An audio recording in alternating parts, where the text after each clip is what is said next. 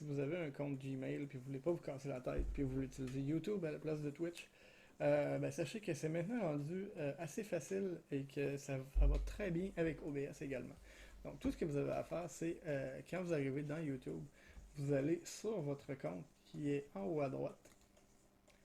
Et ici, vous allez avoir votre chaîne où vous allez pouvoir voir votre stream si vous voulez, mais on va revenir à ça plus tard. Et vous allez avoir YouTube Studio, ce qui nous intéresse en ce moment. En cliquant sur YouTube Studio, vous allez avoir votre tableau de bord. Et en fait, à gauche, c'est ce qui va nous intéresser. Donc, vous avez contenu. Et dans contenu, vous avez vos vidéos.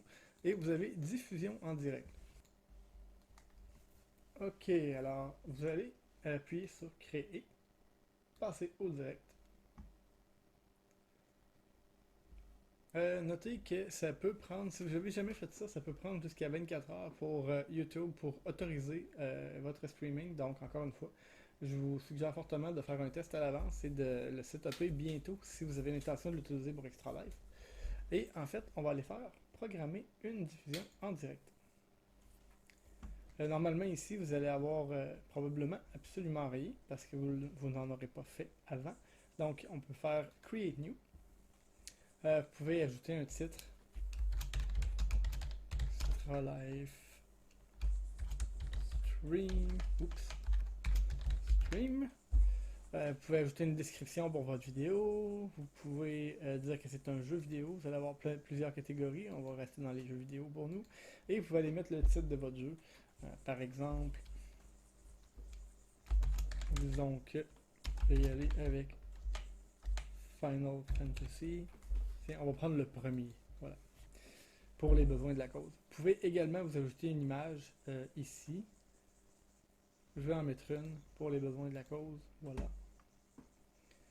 Et les playlists, ça c'est plus ou moins nécessaire. Ça dépend si vous voulez, si vous avez déjà une chaîne, si vous voulez utiliser vos playlists ou non. On ne rentrera pas dans ces détails-là. Et donc, quelque chose qui pourrait être important, par contre, c'est dans le petit plus que vous aviez ici. On descend en bas et vous avez des tags. Les tags, c'est les mots que les gens vont rechercher sur YouTube pour trouver des vidéos qui sont reliées à leurs intérêts.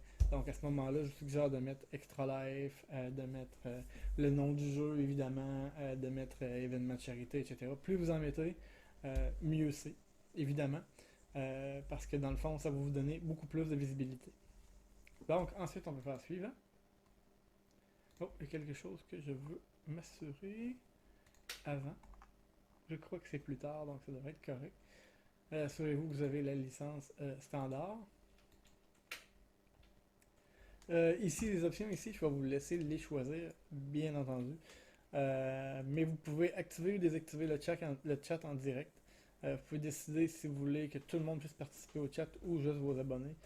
Et le délai entre les messages, vous pouvez mettre un mode ralenti, mais je ne vois pas l'intérêt de faire ça. Suivant.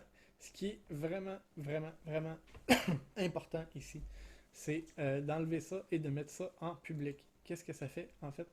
Si vous mettez ça en privé, il n'y a personne d'autre que vous qui pouvez voir le stream et qui pouvez voir et accéder à votre stream.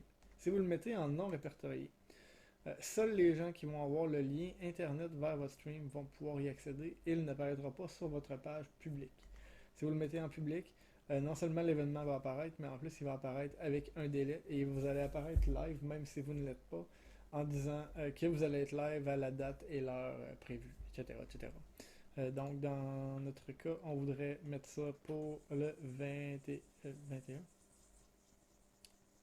le 20 novembre. Et on commence ça à 9 h le matin. Voilà. On clique sur OK.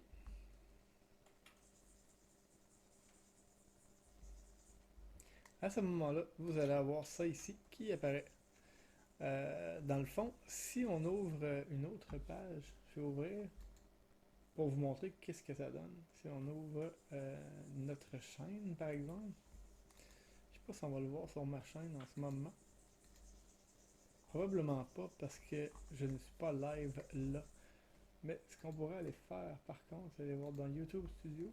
Et à ce moment-là, vous allez voir que ce qu'on vient de créer vient d'apparaître. Alors voilà, le stream est ici. En tout temps, vous pouvez aller décider d'aller dans Edit et de changer des options, changer des choses que vous avez mis déjà à l'endroit, ajouter des tags, euh, bref, changer ce que vous voulez. Et ce qui est important en fait lors de l'événement, ça va être de venir rouvrir cette page-là. Si on retourne en arrière, euh, cette page-là, vous pouvez l'ouvrir en cliquant sur le petit icône ici. On va vous ouvrir ça. Et ce que vous allez avoir besoin pour votre stream, en fait, c'est ça ici. Votre clé de flux. Donc, on l'a copié, on retourne dans OBS et dans les settings, on va aller dans Stream et à la place de Twitch, on va se mettre en YouTube. Vous pouvez, si vous voulez, connecter votre compte, ce qui risque d'être vraiment plus simple. Mais si vous avez un événement spécifique qui est déjà créé, comme je viens de le faire, vous pouvez utiliser la clé de stream et faire un CTRL-V. Et donc, vous avez votre clé de stream pour cet événement particulier qui vient d'être créé.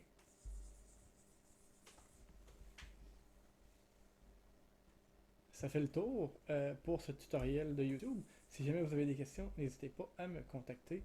Et pour un More Advanced Store, des options qui s'offrent à vous pour YouTube, n'hésitez pas à me contacter également. J'espère que vous avez apprécié et que ça vous sert et que cette vidéo vous est utile. Bon stream et bon extra life à tous.